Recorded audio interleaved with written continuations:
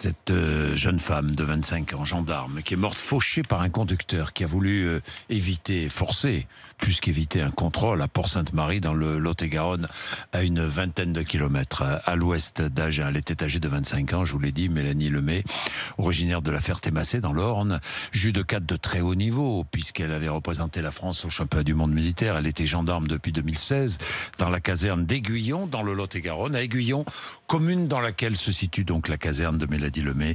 Les habitants lui ont rendu hommage hier. Le reportage de Florian Chevalet.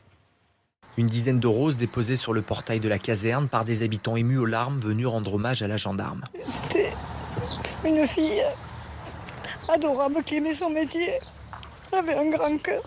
Je suis effondrée, je ne comprends pas, je ne peux pas comprendre. Voilà, on espère tous que justice sera faite. Hier, dans la commune, les drapeaux ont été mis en berne. Christian Girardi, le maire de la ville. Mais nous sommes très peinés de voir des gens en service qui défendent écoutez, la paix sociale, sauvagement assassiné hier, il n'y a pas d'autre mot. Hein. Bon, voilà, il a été heurté de plein fouet, dans des conditions c'est atroce. Originaire de Normandie, avant de devenir gendarme, la jeune femme était judocate. Elle rejoint à l'âge de 10 ans la J61, le club de judo de la Ferté-Massé dans l'Orne. Tony Rouxel en est le président. On a été complètement groggy par le choc.